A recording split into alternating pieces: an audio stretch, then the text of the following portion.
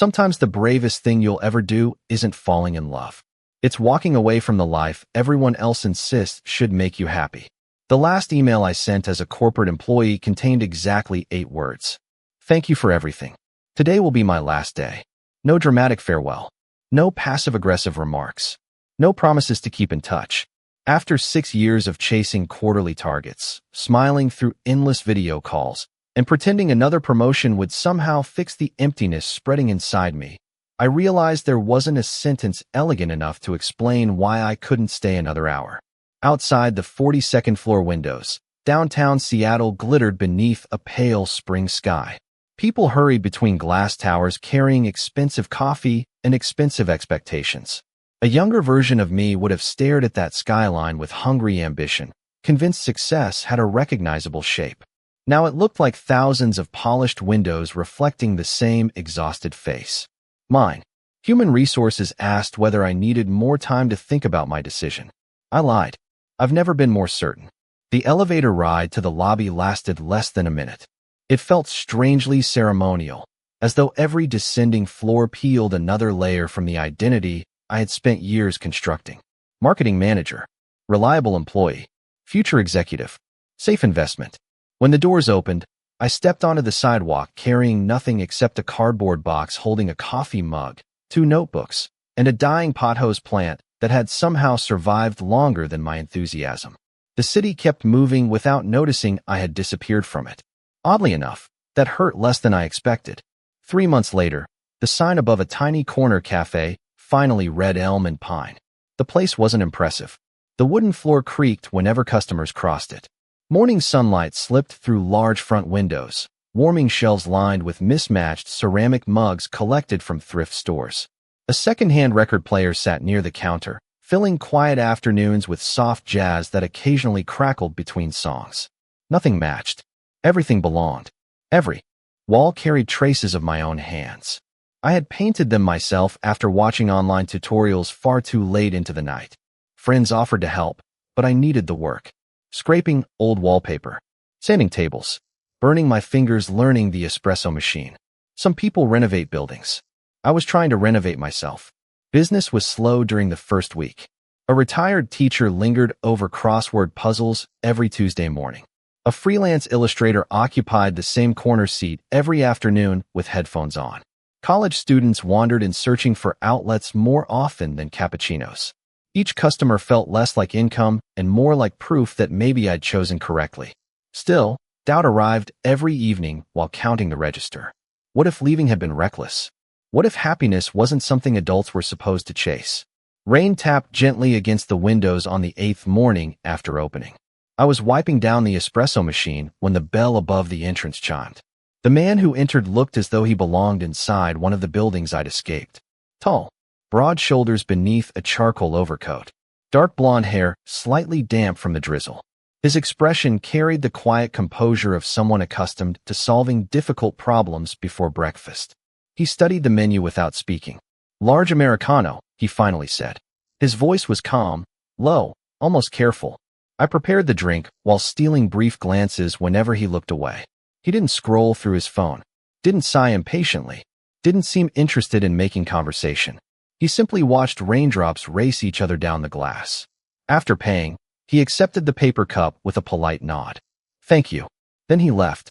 It wasn't until I cleared his table 10 minutes later that I noticed something tucked beneath the receipt. A square piece of cream-colored paper. 5 handwritten words. "You make this place feel peaceful." The note stayed in my apron pocket for the rest of the day. I told myself I had kept it only because throwing away someone's handwriting felt impolite. That explanation survived exactly until closing time. Once the chairs were turned upside down on the tables and the espresso machine finished its final hiss of the evening, I unfolded the small square again beneath the warm glow of a hanging lamp. "You make this place feel peaceful." There wasn't a signature. No smiley face. Nothing that hinted at who the writer was beyond the image already stored in my memory. The tall stranger with rain on his coat and silence wrapped around his shoulders. I slipped the paper inside the first page of one of my notebooks before locking the cafe. For reasons I couldn't explain, I smiled all the way home. The following morning arrived with clear skies and the familiar scent of freshly ground beans filling the room before sunrise. The neighborhood slowly woke around elm and pine. Dog walkers exchanged greetings. Cyclists hurried toward downtown. Delivery trucks rattled over uneven pavement. By 8 o'clock, regulars drifted through the front door one after another. Mrs. Holloway asked for her usual lavender latte. The illustrator requested another cinnamon scone. A pair of university students argued over an economics assignment while sharing one muffin. Life settled into a comforting rhythm. Then the bell chimed. I looked up almost instinctively. The same man stepped inside. His charcoal overcoat had been replaced by a navy jacket, but everything else remained familiar. The measured stride, the composed expression, the quiet attention with which he observed the room before approaching the register. Large Americano. Good morning, I replied. He gave a polite nod. Morning. That was the entire conversation. While the espresso poured, I caught myself wondering absurd things. Did he always speak so little? Was he naturally reserved? Or was this simply how confidence sounded? He accepted the cup with a soft, thanks, chose the seat beside the front window, and remained there for exactly 12 minutes. Not 11. Not 13. Exactly 12. When he stood to leave, he carried his empty cup to the recycling station instead of leaving it behind like most customers. Another quiet gesture. Another detail my mind insisted on noticing. After the door closed behind him, I wiped his table. There it was again. Another folded piece of cream-colored paper resting beneath the receipt. This time it read, "Your playlist made the rain sound warmer yesterday." I stared at the sentence longer than I should have. Who paid attention to music inside a coffee shop? Apparently he did. Apparently he noticed things. The notes continued. Not every day, just often enough to become impossible to ignore. Sometimes 2 mornings passed without seeing him. Sometimes he appeared on consecutive weekdays, always arriving within the same half hour, always ordering an Americano, always sitting beside the window, always leaving before the cafe became crowded. And almost every visit ended the same way. A message. The sunlight reaches the counter at exactly the right moment. Another. That blue mug suits you better than the white one. Another. Someone laughed because you remembered their name. Keep doing that. None of them crossed a line. None sounded flirtatious. They simply captured moments I hadn't realized anyone else had witnessed. Without intending to, I began anticipating the soft ring of the entrance bell around 8:30 every morning. Whenever it echoed through the cafe, my eyes lifted before I could stop them. Sometimes it wasn't him. Those mornings felt strangely quieter. On the days he arrived, however, the room seemed to settle into focus for reasons I couldn't understand. I still didn't know his name. He still knew nothing about mine. Yet an invisible conversation had already begun, written one folded note at a time. By the beginning of the 4th week, I had unknowingly built part of my mornings around a man whose name I still didn't know. Not around conversation, not around expectation, around presence. There was something strangely reassuring about watching him push open the cafe door with the same unhurried movement, as though the outside world could rush all it wanted while he refused to compete with it. The bell would ring once. He would glance toward the counter.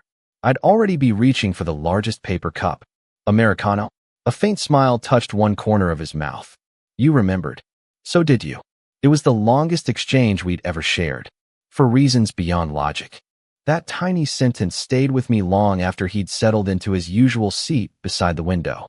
Outside, cherry blossoms had begun drifting across the sidewalks, carried by a breeze gentle enough to leave them spinning in slow circles before landing. From where he sat, the petals floated past the glass like quiet snow.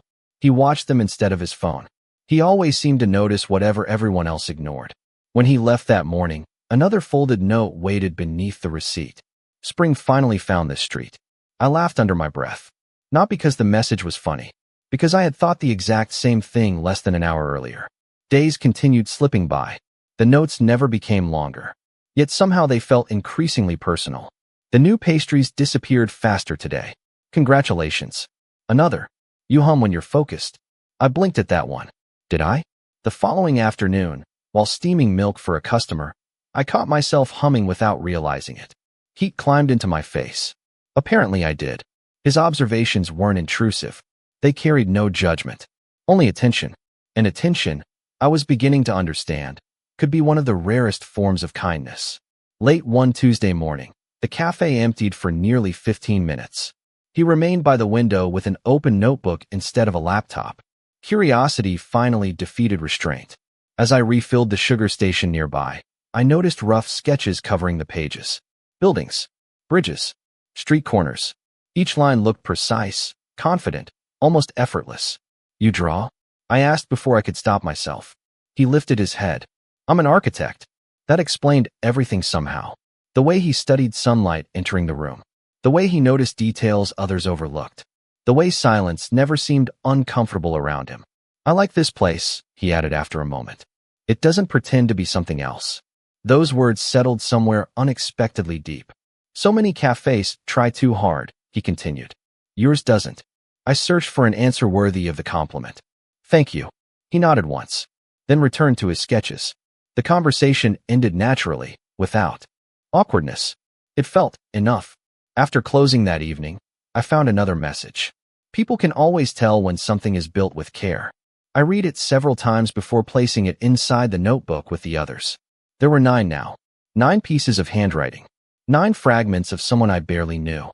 One rainy Saturday, my friend Olivia stopped by carrying fresh tulips.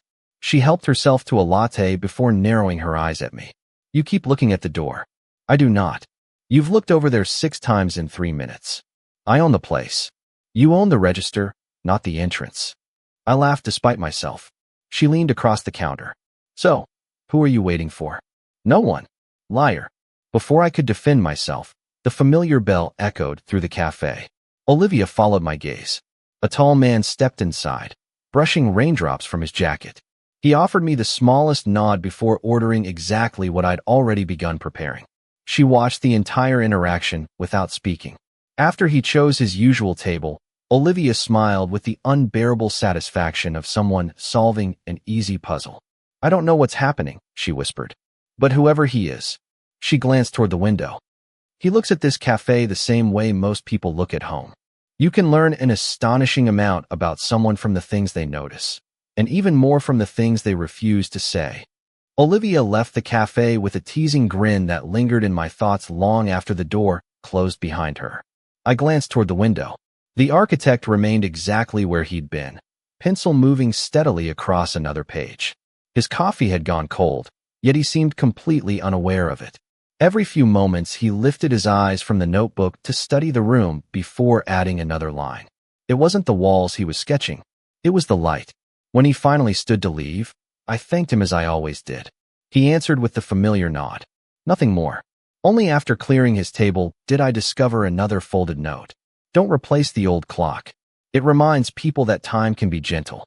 Instinctively, my gaze drifted toward the antique clock hanging above the pastry display. It lost nearly 3 minutes every week. Several customers had pointed it out. I'd planned to replace it with a newer one. Now I wasn't so sure. I slipped the note into my notebook beside the others. 10. There were 10 now. The collection had quietly become a ritual. Every evening, after washing the last cup and locking the front door, I read them again in order. None of them mentioned him. None asked questions. None crossed into anything that felt inappropriate. They simply recorded moments that might otherwise have disappeared forever. As spring settled over the neighborhood, elm and pine grew busier. Word spread through online reviews. Remote workers claimed tables near the outlets. Families wandered in on weekends. People started greeting me by name before I greeted them. The cafe was no longer just surviving. It was beginning to belong. One unusually warm afternoon, the architect arrived much later than usual. For the first time, every table was occupied. He hesitated near the entrance. "I'm sorry," I said. "We're full." His eyes swept across the room before landing on the empty stool behind the counter. "I don't mind waiting." Without thinking, I smiled. "You can sit here until something opens." He settled onto the stool while I prepared drinks for the growing line. For several minutes, neither of us spoke. Oddly, the silence didn't feel awkward. It felt companionable. "You've been busy," he observed. "I've been lucky." "I don't think it's luck." I looked over. "What makes you say that?" He watched an elderly couple wave goodbye after finishing their coffee. "They know your name." So you know theirs." I laughed softly. "I try. It shows." The words landed with unexpected warmth. A customer called my name from the other end of the counter, pulling me back into work. Nearly 20 minutes passed before the rush finally eased. When I turned around again, he was still there, turning his empty cup slowly between both hands. "You own this place by yourself?" he asked. "I do." "That takes courage." "It mostly takes very little sleep." A quiet chuckle escaped him. It was the first time I'd heard him laugh. It surprised me how much I liked the sound. He glanced toward the framed menu above the espresso machine. "I used to think success looked different." So did I. Our eyes met for a brief second, long enough to recognize something familiar behind his calm expression. Fatigue. Not physical exhaustion. The deeper kind. The sort that accumulated over years of becoming the person everyone expected. He looked away first. "My office is 4 blocks from here." That explained why he'd found elm and pine. "You escaped at lunch?" "I escape whenever I can." Another customer approached the register. By the time I finished helping them, he had already gathered his notebook and jacket. "I should get back." "See you tomorrow?" The question slipped out before I realized I'd spoken. He paused. A nearly invisible smile appeared. "If the meetings don't win." Then he walked toward the door. Halfway outside, another man waiting near the sidewalk called his name. "Mason." The architect turned. The stranger fell into step beside him, laughing about something I couldn't hear. I stood frozen behind the counter. Mason. At last, the mysterious customer had a name. Minutes later, while wiping the stool where he'd been sitting, I found the day's folded paper tucked beneath the saucer. For the first time, the handwriting wasn't about the café. It said only 5 words. "Some places feel worth returning to. The smallest routines have a dangerous way of becoming invisible until one morning they fail to happen." I didn't realize how precisely my days had begun to align with Mason's visits until the first Monday he never appeared. At 8:30, I glanced toward the entrance when the bell rang. A young couple walked in. I smiled, took their order, and kept working. 8:45. A delivery driver. 9 o'clock. An accountant from the building across the street. By 9:15, I quietly admitted to myself that he probably had an early meeting. Nothing unusual. People had lives beyond coffee. The following morning, I prepared an Americano without thinking. Halfway through grinding the beans, I caught myself. I shook my head with an embarrassed laugh and poured the grounds into the compost bin. "Getting ahead of yourself?" Mrs. Holloway asked with a knowing smile. "I guess I am." She tilted her head. "Waiting for someone?" I was expecting a regular. I'm old enough to know the difference. Before I could answer, another customer called my name from across the room. The conversation drifted away. So did the morning. Wednesday arrived. Still no Mason. The empty chair beside the window remained just another chair to everyone else. To me, it had begun to feel strangely abandoned. His notebook wasn't there. His folded jacket wasn't draped over the backrest. No cream-colored square waited beneath a receipt. The silence around that corner seemed larger than the cafe itself. By Thursday afternoon, I caught myself wondering whether he had moved offices. Maybe he had gone on vacation. Maybe he'd simply found another cafe closer to work. There were countless ordinary explanations, yet none of them settled the uneasy feeling growing somewhere beneath my ribs. Closing time came earlier than expected that evening. Rain drifted softly across the street, blurring reflections in the windows. As I locked the front door, my phone buzzed. "Olivia, dinner tomorrow?" "Sure." A second message arrived almost immediately. "You sound sad." I stared at the screen. After several moments, I typed back. "Just tired." It wasn't exactly a lie. Friday morning brought sunshine. Customers filled nearly every table before 9. The cafe buzzed with conversation, steaming milk, clinking cups, and laughter. Business had never been better. Still, my eyes wandered toward the entrance each time the bell chimed. Always someone else. Around noon, a courier wearing a navy jacket stepped inside, carrying a long white box tied with dark green ribbon. "Delivery for elm and pine." I frowned. I didn't order anything. It's already been paid for. He placed the box gently on the counter before handing me a small envelope. No sender's name. Only my first name written across the front in familiar handwriting. My pulse quickened. I waited until the lunch rush eased before opening it. Inside rested a folded piece of cream-colored paper. The handwriting was unmistakable. "Sorry I disappeared." Life became unexpectedly loud. I unfolded the ribbon and lifted the lid. 6 small lemon pastries sat inside, perfectly arranged. My favorite. I'd never told him that. I searched the note again. There was more on the reverse. You once said every difficult week deserves something sweet. I remembered. For several seconds, I simply stood there, confused, touched, curious. When had I said that? Then I remembered. A conversation with Mrs. Holloway. Weeks ago, Mason had been sitting by the window, sketching. I'd assumed he wasn't listening. Apparently, he had heard every word. As evening settled over the neighborhood, I carried the notebook containing every previous message to my apartment. I carefully tucked the newest one beside the others. 12 pieces of paper now rested between those pages.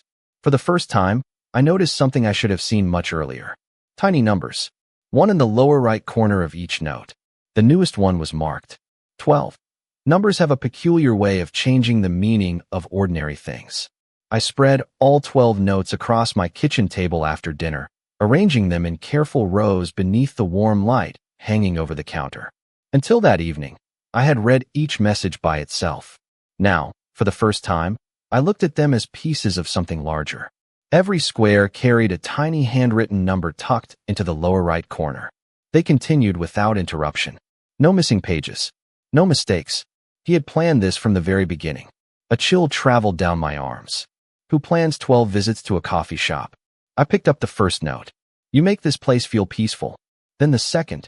Your playlist made the rain sound warmer yesterday. The third. Spring finally found this street. Individually, they seemed like passing observations. Together, they felt different. Like someone quietly documenting the beginning of a story neither of us knew we were living. I leaned back in my chair. Had he expected me to notice the numbers sooner? Or had he known I would eventually? Either possibility left me staring at the notes far longer than I intended.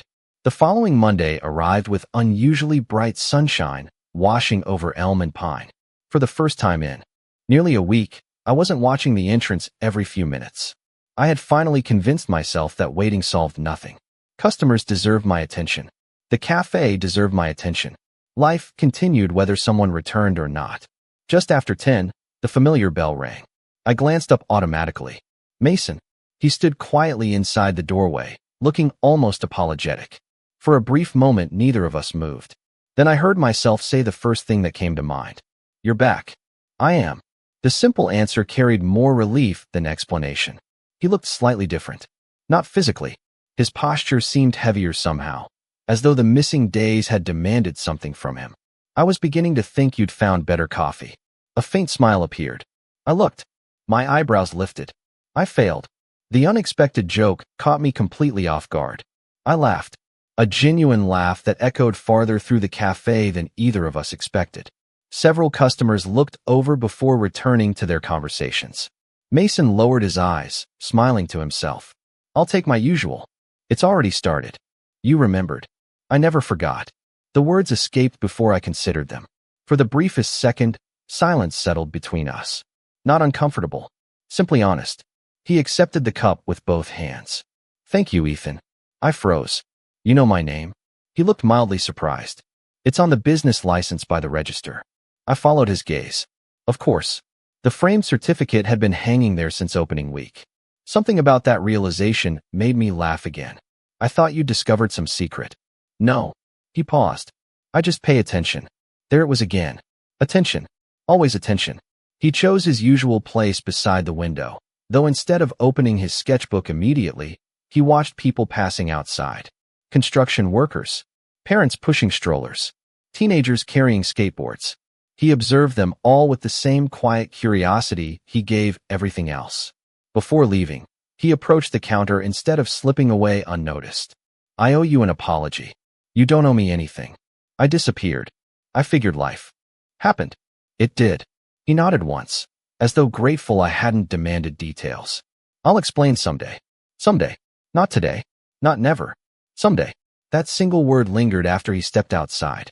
When I cleared his table, another cream-colored square rested beneath the empty cup. Number 13. I unfolded it slowly. Some stories only make sense after enough pages have been written. This time, instead of placing it inside my notebook immediately, I turned all 13 notes face up across the counter. Standing there in the quiet afternoon light, I suddenly realized something else. Every sentence described not Mason, not me, but moments we had shared without ever truly sharing them. He hadn't been writing about coffee. He had been preserving the life quietly unfolding between us, one ordinary morning at a time. There are conversations that begin with words, and there are others that begin because silence can no longer carry the weight of everything left unsaid. The following week unfolded with an unfamiliar ease. Mason returned to his usual routine as though the unexpected absence had become nothing more than an unpleasant interruption. Every weekday, somewhere between 8:30 and 9, the bell announced his arrival before I ever looked up from the espresso machine. The notes continued. Morning light always reaches this table first. Then another. People smile before they taste your coffee. That's your real recipe. Number 14. Number 15. I stopped wondering how many there would be. Instead, I found myself wondering what he never wrote. One quiet Thursday afternoon, the lunch crowd disappeared almost as quickly as it had arrived. The cafe settled into a peaceful lull, broken only by soft jazz drifting from the record player. Mason closed his notebook. Instead of leaving, he approached the counter. "You have a minute?" I looked around the nearly empty room. "I do." He glanced toward the small patio outside. "Would you mind?" A few moments later, we sat beneath the shade of an old maple tree with two untouched cups between us. The neighborhood buzzed gently beyond the sidewalk, but somehow our little corner felt separated from the rest of the city. For several seconds, Mason simply watched people passing by. I almost didn't come back. His voice carried none of its usual steadiness. I waited. He seemed like someone carefully choosing which pieces of himself could safely be handed to another person. "My father had surgery." "I'm sorry. He's recovering." I nodded, relieved. But that's not why I disappeared. The breeze lifted a few leaves across the pavement. Mason followed them with his eyes before speaking again. "My family has certain expectations." The sentence hung in the air. "They've always known exactly who they wanted me to become." "You don't sound convinced that's who you are." A faint smile appeared. "No." He looked down at his hands. "I've spent years believing life was simple." His fingers traced the cardboard sleeve around the cup. "Work hard. Build a career. Meet the right woman. Get married." He laughed softly. It sounded very organized. "And now?" He exhaled. "Now nothing feels organized." His honesty surprised me. Not because of what he admitted. Because he trusted me enough to admit it. I've never questioned myself before. His eyes finally met mine. I always thought I understood who I was. I didn't interrupt. He deserved the space to finish. Then I started coming here. The words landed with quiet force. I looked forward to mornings I couldn't explain. He smiled almost apologetically. I told myself it was the coffee. I raised an eyebrow. "My coffee is good." "It is." He laughed again. But eventually that excuse stopped working. The smile faded. "I caught myself noticing whether you looked tired." He paused. "I wondered if you'd eaten lunch." Another pause. "I remembered things you said weeks earlier." The afternoon seemed impossibly still. "I've never done that before." "Neither had I." "I don't know what that means," he continued quietly. "I only know it frightened me." His shoulders relaxed slightly after saying the words aloud, as though naming the fear had made it smaller. "I've dated women. I know. My coworkers think I'm straight. I assumed. My parents definitely think I am." The corner of his mouth lifted with weary amusement. "They probably always will." He looked toward the cafe windows reflecting the afternoon sun. "I don't have answers yet." "You don't have to." He turned back toward me. "No." I shook my head. "People aren't math problems, Mason." Something in his expression softened. Not relief. Permission. Permission to stop pretending certainty was the only acceptable destination. When we returned inside, the conversation naturally dissolved beneath the rhythm of customers and coffee orders. He stayed only a few more minutes before gathering his notebook. As always, he left quietly. As always, a folded note waited beneath the empty cup. Number 16. This one contained only a single sentence. "Thank you for making uncertainty feel less lonely." Some endings don't announce themselves with grand speeches. They arrive quietly, disguised as the last ordinary morning before everything changes. The note stopped. Not because Mason stopped coming. He still walked through the door with the same calm expression, ordered the same large Americano, and settled into the familiar seat beside the front window. We talked more now. Never for long, never loudly, but enough to make silence feel like a choice instead of a barrier. Yet each afternoon, when I cleared his table, there was nothing beneath the receipt. No folded cream-colored square. No carefully chosen sentence. The first day, I assumed he had forgotten. The second, I wondered if he had simply run out of things to say. By the fourth morning, I realized it was intentional. Oddly, I missed those little pieces of paper more than I wanted to admit. Not because I needed reassurance, because they had become chapters. Without them, the story felt as though someone had skipped a page. Friday arrived wrapped in pale sunlight. The cafe bustled from the moment I unlocked the door. Orders came faster than I could prepare them. Laughter filled every corner, and the old clock above the pastry case continued losing minutes without anyone caring. Around noon, the rush finally eased. Mason remained at his usual table, though today his notebook stayed closed. He wasn't sketching. He wasn't watching the street. He was looking at me. When the last customer stepped outside, he walked slowly toward the counter. "I need to ask you something." His voice carried a seriousness I hadn't heard before. I set down the towel in my hands. "Okay." Instead of speaking, he reached inside his jacket. For one impossible second, I expected another folded note.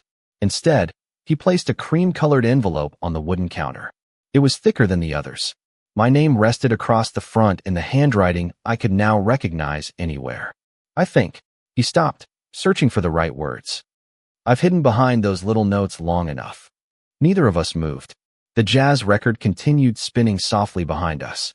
Outside, someone laughed while walking past the window.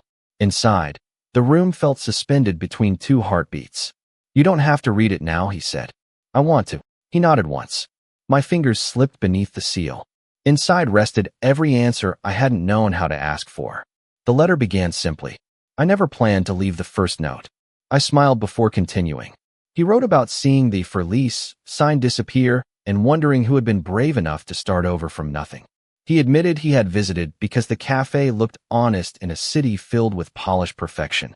He confessed that each note became easier to write than speaking out loud. Then I reached the paragraph that stole the air from my lungs. "I've spent months trying to convince myself that I admired your courage because I wanted it for my own life. That wasn't the whole truth.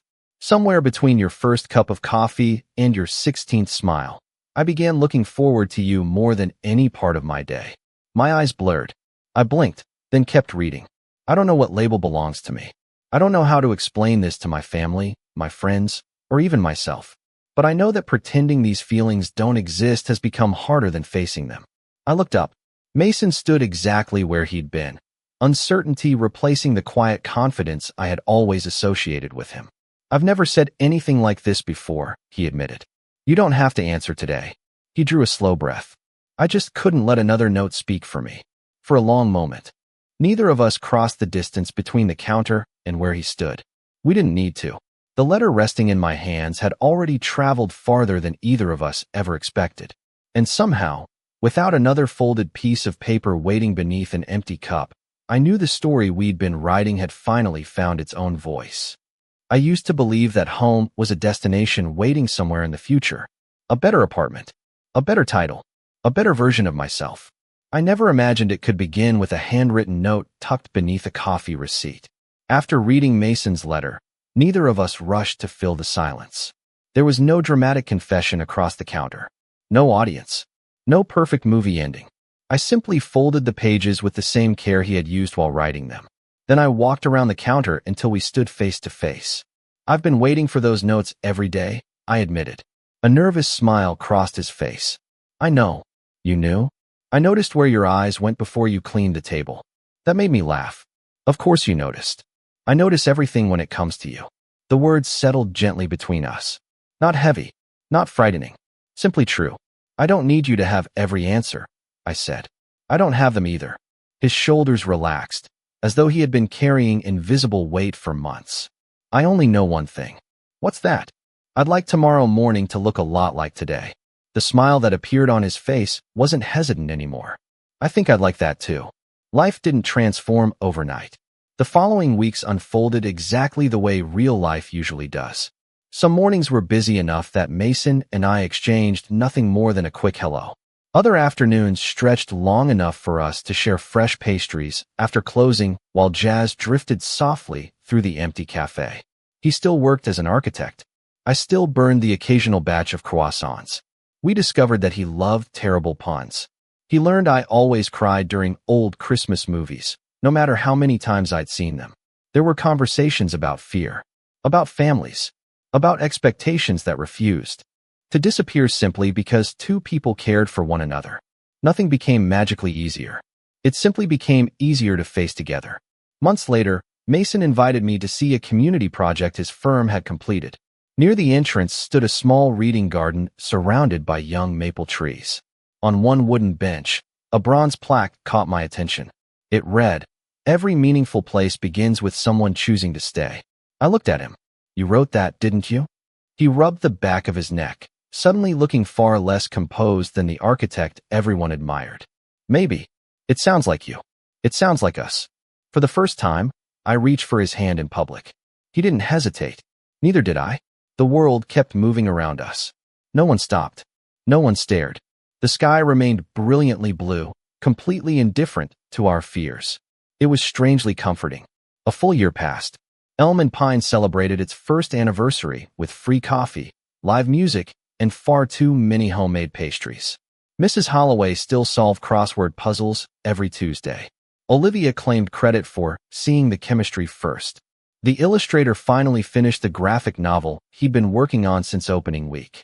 Some customers came for espresso. Others came because they liked how the cafe felt. Few realized that its heart had quietly grown from 17 small pieces of folded paper. Near the register, beside the antique clock I never replaced, stood a simple wooden frame. Inside rested the very first note. "You make this place feel peaceful." Beneath it, separated by a thin strip of glass, lay one final message written in the same familiar handwriting. Not numbered, not hidden, no longer tucked beneath a receipt. Just 6 words. "Thank you for becoming my home, Ethan." Sometimes new customers ask why that little frame hangs beside the counter. I usually smile while preparing their coffee. "It's my favorite success story," I tell them. They often assume I'm talking about the cafe. I let them believe that, because the truth is far simpler. I left a career searching for the life I thought I was supposed to want. Instead, I found a quiet room filled with music, morning light, the scent of fresh coffee, and a man who taught me that love doesn't always arrive with fireworks. Sometimes it arrives one ordinary day at a time. And if you're lucky enough to notice, the smallest note can become the beginning of everything.